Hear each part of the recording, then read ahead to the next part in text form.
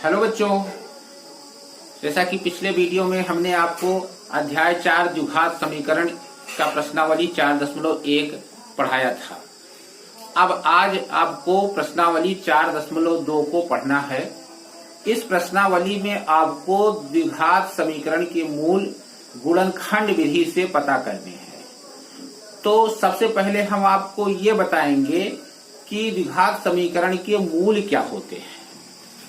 देखिए,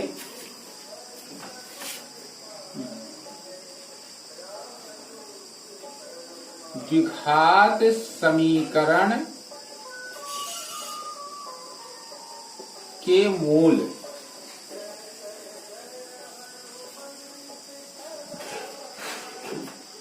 x के वे मान जो द्विघात समीकरण ax² plus bx plus c बराबर 0 को संतुष्ट करे,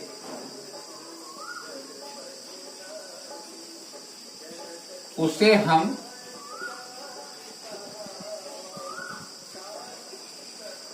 द्विघात समीकरण का मूल कहते हैं।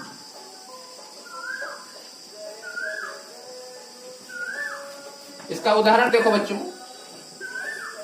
जैसे मान लेते हैं कोई द्विघात समीकरण है आपका x² प्लस 3x प्लस 2 बराबर 0।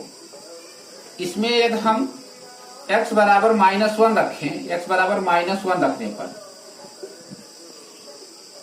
तो -1 का स्क्वायर प्लस 3 इंटू -1 प्लस 2 बराबर 0। -1 का स्क्वायर प्लस 1, 3 इंटू -1 -3 प्लस 2 बराबर 0। 1 प्लस 3 बराबर 3 माइनस 3 बराबर 0, इंप्लाइज दैट 0 बराबर 0। तो यहां पर आपने देखा कि x बराबर -1 इस द्विघात समीकरण x² प्लस 3x प्लस 2 बराबर 0 को संतुष्ट कर रहा है। तो इस प्रकार से यहाँ पर -1 जो है इस द्विघात समीकरण का एक मूल है। अब आपको द्विघात समीकरण को मूल निकालने की या कहें हल करने की विधियां जाननी है। इस एक्सरसाइज में आपको गुणनखंड विधि से मूल निकालना है। वैसे आपको बताना चाहता हूं कि द्विघात समीकरण हल करने की मुख्यतः 3 विधि है: गुणनखंड विधि, पूर्ण वर्ग बना करके विधि और द्विघात सूत्र के द्वारा। तो इस एक्सरसाइज में आपको चूंकि गुणनखंड विधि से मूल निकालना है, तो आपको हम गुणनखंड विधि से मूल निकालना बताने जा रहे हैं। हम कुछ प्रश्न स्वयं से करके आपको समझाने का प्रयास करते हैं, आप ध्यान से समझिए। जैसे ये कोई द्विघात समीकरण है 2x² प्लस 7x प्लस 5 बराबर 0। आपको इसको गुणनखंड विधि से हल करना है। तो हम सबसे पहले x² का जो गुणांक है और यहां जो अचर पद है, इन दोनों का गुणा करेंगे। तो 2 और 5 का गुणा कितना हुआ? 10। अब अगर जो यहां का साइन धन है तो इस 10 का ऐसा गुणनखंड करना होगा कि जोड़ने पर उन दोनों गुणनखंडों को x का गुणांक 7 है 7 मिल जाए। और अगर जो यहां ऋण चिन्ह होता तो उन गुणनखंडों को आपस में घटाने पर x का गुणांक मिलना चाहिए था। तो फिलहाल अभी इसे देखिए, 2 पंचे 10 और 5 2 7। तो इस प्रकार से आप इसको 7 को ब्रेक करके इन 10 के 2 गुणनखंडों में लिखिए। 7 की जगह पे 5 धन 2 इंटू x धन 5 बराबर 0। अब देखिए आगे 2x², ये x मल्टीप्लाई होगा इससे तो 5x, फिर इस 2 से मल्टीप्लाई होगा तो 2x धन 5 बराबर 0। इन दोनों में x कॉमन ले लीजिए तो आपको मिलेगा 2x प्लस 5। फिर इन दोनों में कुछ नहीं कॉमन, मतलब एक कॉमन है, तो फिर मिला आपको 2x प्लस 5।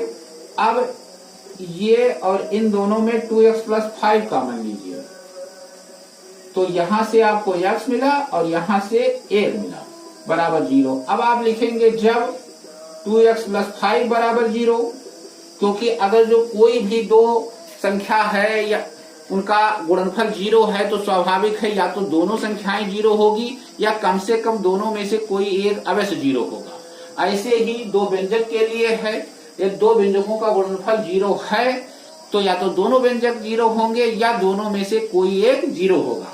तो हम लिखेंगे जब 2x प्लस 5 बराबर 0 implies that 2x बराबर माइनस 5 implies that x बराबर माइनस 5/2। इसी प्रकार जब x प्लस 1 बराबर 0 तो x को उधर कर देंगे तो x बराबर माइनस 1। तो यहाँ पर ये माइनस 5/2 और माइनस 1 जो मिला ये इस द्विघात समीकरण का एक मूल मिला। ठीक इसी प्रकार अगर जो यहाँ का चिन्ह दृढ़ हो,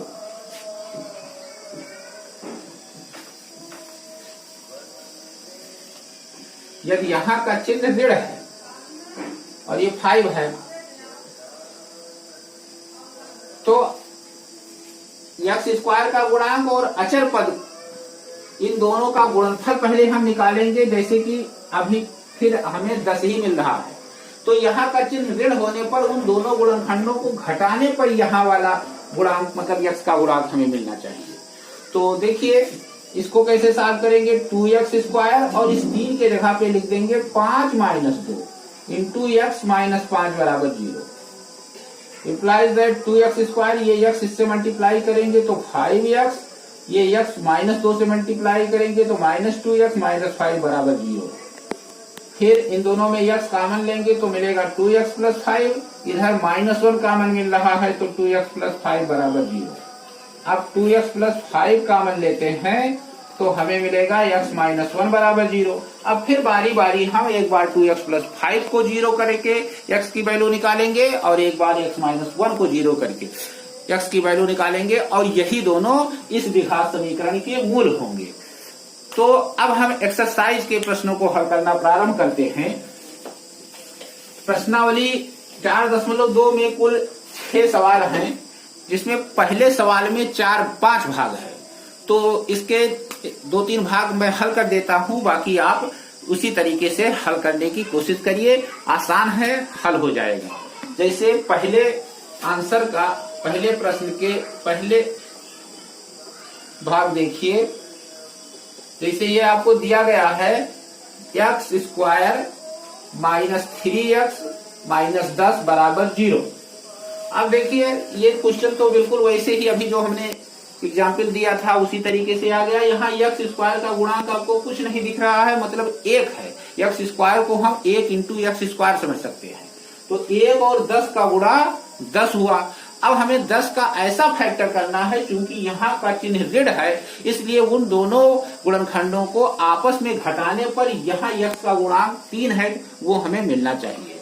तो देखिए आगे क्या करते हैं, एक्स स्क्वायर माइनस एक्स लिख देते हैं, इस 3 के जगह पे हम लिख देते हैं 5 माइनस 2 फिर माइनस 10 बराबर 0।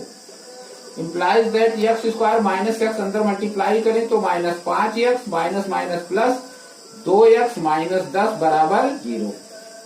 अब इन दोनों में x कॉमन लेंगे तो मिलेगा हमें x माइनस 5, फिर प्लस 2 कॉमन लेंगे तो x माइनस 5 बराबर 0। x माइनस 5 कॉमन लेने पर हमें मिलेगा x प्लस 2 बराबर 0। अब वही प्रक्रिया, जब x माइनस 5 बराबर 0 इम्प्लाइज दैट x बराबर 5, और फिर देखिए पुनः x प्लस 2 बराबर 0 इम्प्लाइज दैट x बराबर माइनस 2। तो इस प्रकार से ये 5 और माइनस 2 ये दोनों इस द्विघात समीकरण के मूल प्राप्त हुए हैं। अब आप पहले क्वेश्चन का तीसरा पार्ट देखिए। पहले क्वेश्चन का तीसरा पार्ट,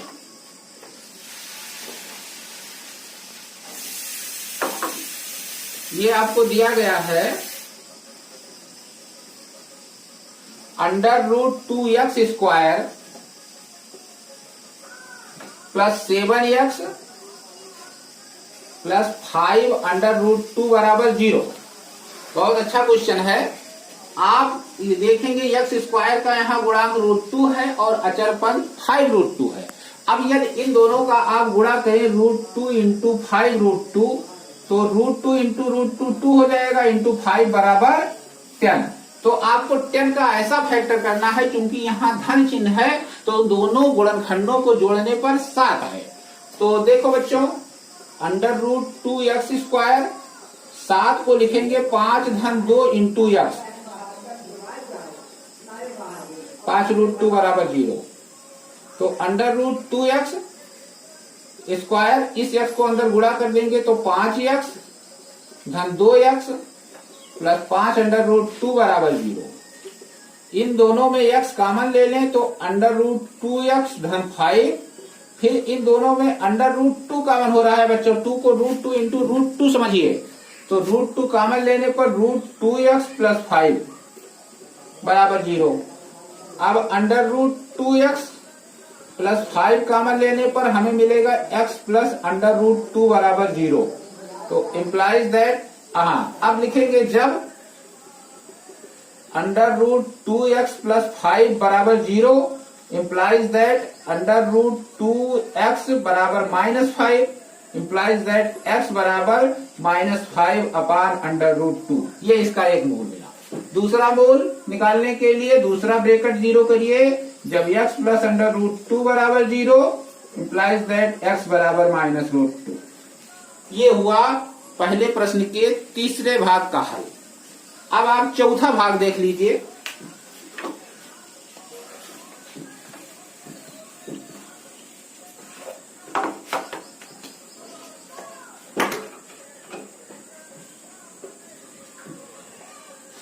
ये आपको दिया गया है बच्चों 2x² माइनस x प्लस 1/8 बराबर 0।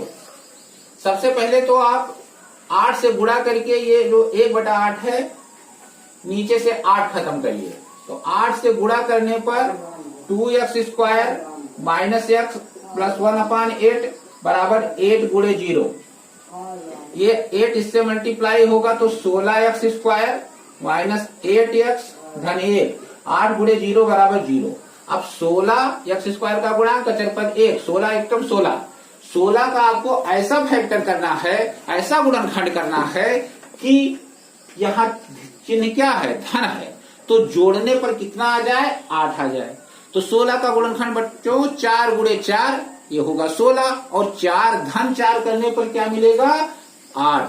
तो अब देखिए क्या करते हैं, 16x² माइनस x और इस 8 के जगह पे लिख दीजिए 4 धन 4 धन 1 बराबर 0। Implies that 16x² minus 4x minus 4x धन 1 बराबर 0। इन दोनों में बच्चों 16 और 4 में 4 कॉमन, x² और x में x कॉमन, तो ये आपको मिलेगा 4x माइनस 1, और इन दोनों में -1 कॉमन लीजिए तो फिर मिलेगा 4x माइनस 1। अब ये पूरा ब्रैकेट कॉमन लेने पर देखिए 4x minus 1 into 4x minus 1 बराबर 0। जब 4x माइनस 1 बराबर 0 तो 4x बराबर 1, x बराबर 1/4।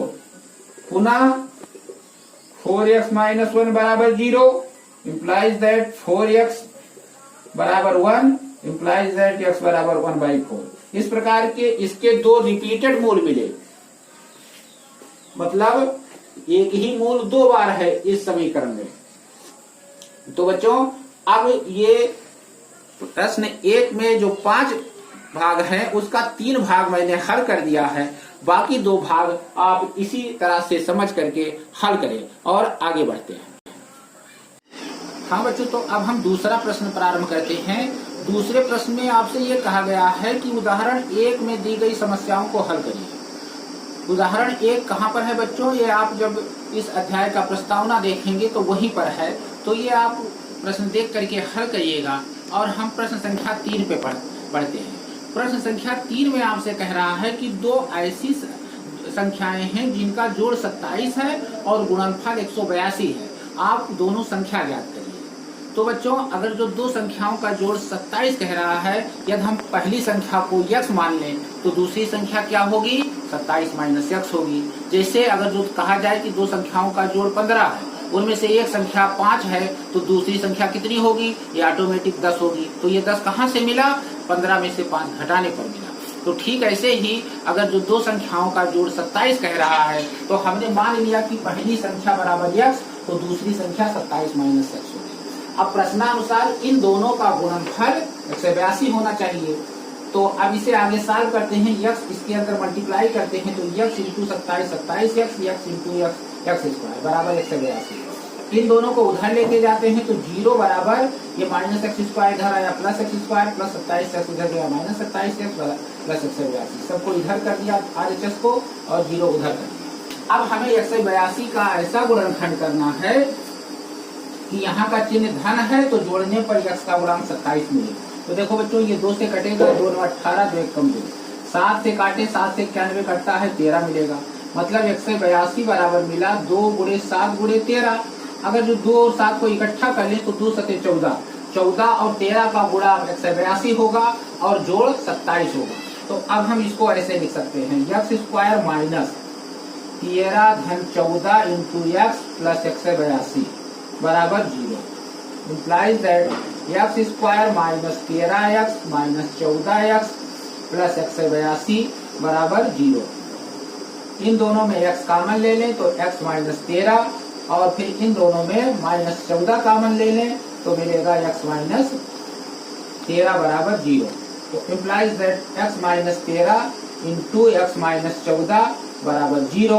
अब लिखेंगे बच्चों, जब x माइनस 13 बराबर 0 implies that x बराबर 13, तो इसलिए पहली संख्या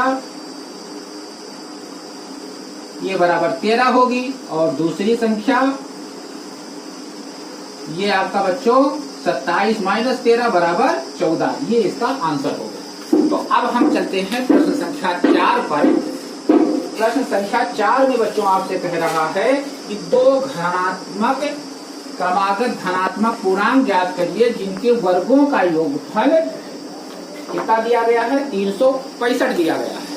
तो मान लेते हैं, माना पहला धन पूर्णांक बराबर x, इसलिए दूसरा धन पूर्णांक। बच्चों ये क्रमागत धन पूर्णांक है तो पहले वाले में एक जोड़ने पर दूसरा मिल जाएगा। अब प्रश्नानुसार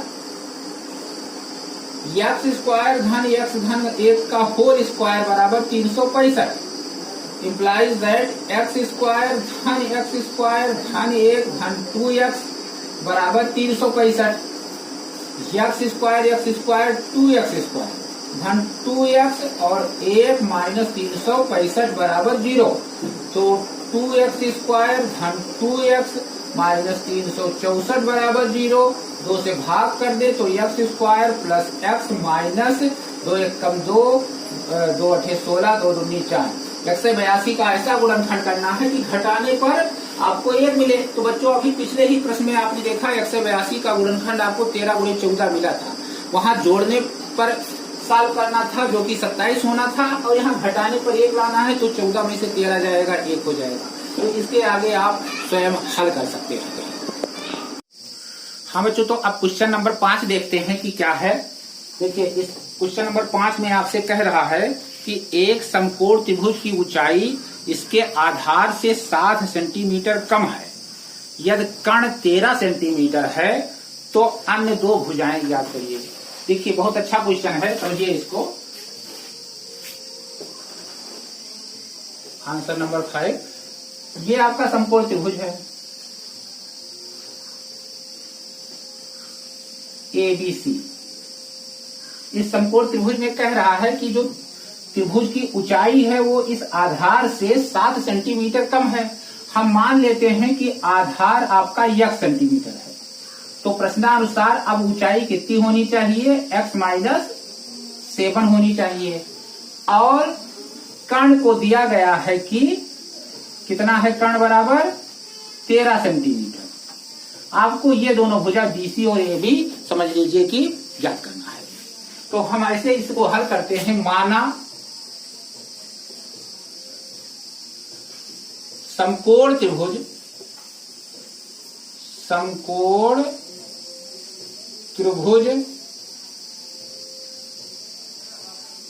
का आधार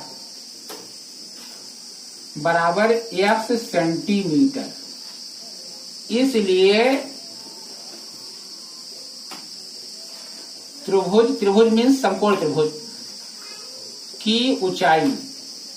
अब जैसा कि प्रश्न में कह रहा है कि ऊंचाई आधार से 7 सेंटीमीटर कम है, तो ये आपका x माइनस 7 सेंटीमीटर आपको दिया गया है कि कर्ण बराबर 13 सेंटीमीटर। अब बच्चों पाइथागोरस प्रमेय से, अब पाइथागोरस के प्रमेय से क्या होना चाहिए समकोण त्रिभुज में? आधार का स्क्वायर धन ऊंचाई का स्क्वायर बराबर कर्ण का स्क्वायर। अब हमें यही क्वेश्चन समीकरण बना के सॉल्व करना है। आधार x है तो x square plus x minus 7 का whole square equal to 13 square. अब देखते हैं बच्चों, ये हुआ आपका x स्क्वायर, इस ब्रैकेट को तोड़िए तो x स्क्वायर 7 सता 49 माइनस 2ab मीन 7 दूनी 14x और 13 का स्क्वायर 172। तो x स्क्वायर धन x square 2x square minus 14x और ये प्लस 49 ये इधर आएगा माइनस 172 बराबर 0। Implies that 2x square minus 14x और 9 में से 9 गया 0, 6 में से 4 गया 2, फिर 1 मतलब माइनस 120 बराबर 0। 2 से इस समीकरण को भाग कर दें तो हमें मिलेगा x square minus 7x minus 60 बराबर 0। अब बच्चों हमें 60 एकम 60 का ऐसा फैक्टर करना है कि क्योंकि यहाँ चिन्ह ऋण है तो घटाने पर 7 आ जाए। तो देखिए 12 पंचे 60 और 12 में से 5 गया, कितना होगा बच्चों? 7। तो इसका मतलब हम लिखेंगे x स्क्वायर माइनस x, 7 के जगह पे 12 माइनस 5 इंटू x माइनस 60 बराबर 0। Implies that x square minus 12x धन 5x माइनस 60 बराबर 0। इम्प्लाइज दैट इन दोनों में x कॉमन लें तो x माइनस 12, फिर प्लस 5 कॉमन लेते हैं तो x माइनस 12 बराबर 0। Implies that x minus 12 common लें तो x प्लस 5 बराबर 0। अब लिखेंगे चूंकि x प्लस 5 बराबर नॉट 0, ये बच्चों 0 नहीं हो सकता है। क्यों नहीं हो सकता है? क्योंकि x प्लस 5 को 0 करेंगे तो x बराबर हमें माइनस 5 मिलेगा, अर्थात आधार निगेटिव हो जाएगा और ये संभव नहीं है। तो इसलिए लिखेंगे जब x माइनस 12 बराबर 0 इंप्लाइज दैट x बराबर 12, इसलिए आधार बराबर आपका हुआ बच्चों 12 सेंटीमीटर एवं ऊंचाई ये आपका होगा बेटा 12 माइनस 7 बराबर 5 सेंटीमीटर।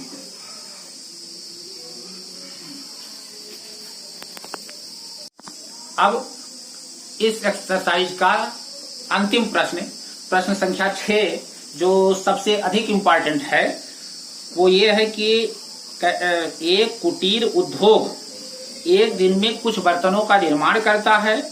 एक विशेष दिन यह देखा गया कि प्रत्येक नग की निर्माण लागत उस दिन निर्माण किए गए बर्तनों की संख्या के दुगने से 3 अधिक है।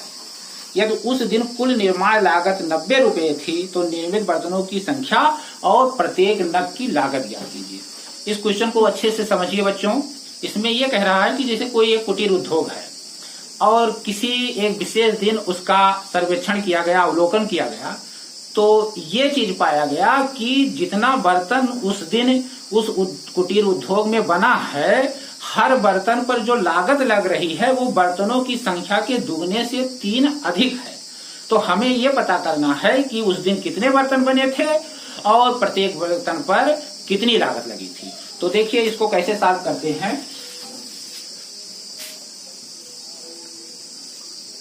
आंसर 6, माना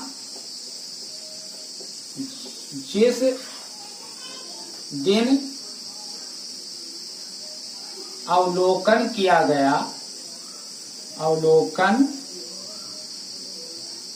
गया उस दिन कुल नगों की संख्या यक्स थी। ठीक, तो इसलिए प्रत्येक नग की लागत, नग पर लागत कितनी लागत लग रही थी, जितने नग बने थे उसके दुगने से 3 अधिक, मतलब 2x + 3। और ये भी कहा गया है कि उस दिन कुल 90 रुपए की लागत लगी थी। अर्थात अब हम लिखेंगे प्रश्नानुसार x × 2x + 3 = 90। यही बच्चों अभिन्न द्विघात समीकरण है, जिसे सॉल्व करके आपको x निकालना है। तो सॉल्व करते हैं। x × 2x 2x² धन 3x = 90। इस 90 को इधर लेके आइए तो आपको मिलेगा 2x² धन 3x - 90 = 0। अब देखो बच्चों 90 दूना 180, 180 का गुणनखंड करें कि घटाने पर 3 आए। 2 से इसे कैंसिल करिए तो 90, फिर 2 से 45, फिर 3 से 15, पुनः 3 से 5, अर्थात 180 का जो गुणनखंड मिला वो आपको मिला कितना, 2 × 2 × 3 × 3 × 5।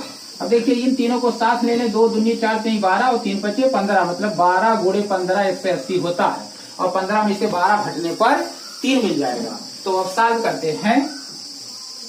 2x² धन 3 के जगह पे 15 - 12 × x - 90 = 0।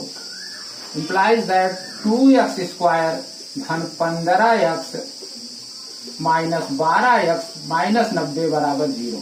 इन दोनों में हम x कॉमन ले लें तो हमें मिलेगा 2x धन 15 और इन दोनों में -1 कॉमन ले,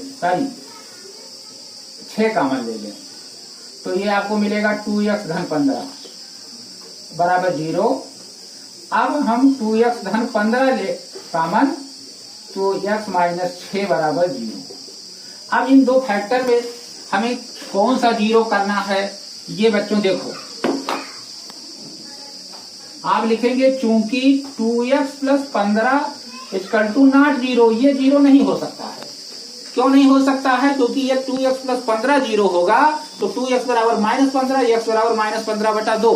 पहली बात तो बर्तनों की संख्या ना तो बटे में होगी और ना ही निगेटिव होगी, इसलिए ये फैक्टर 0 नहीं हो सकता। तो 0 कौन सा होगा, तो अतः x - 6 = 0। तो implies that x = 6।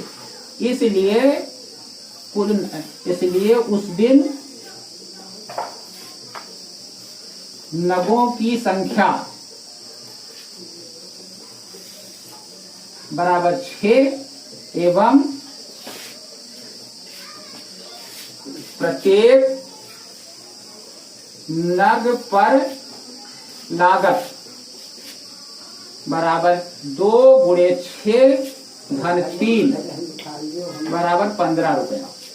इस प्रकार से बच्चों आज आपका प्रश्नावली 4.2 समाप्त हुआ और अब अगले प्रश्नावली में आपको हम द्विघात समीकरण को पूर्ण वर्ग बना करके हल करने की विधि तथा श्रीधराचार्य फार्मूले का निगमन बताएंगे। उसके बाद फिर उस प्रश्नावली 4.3 के सवालों को हल करेंगे। धन्यवाद।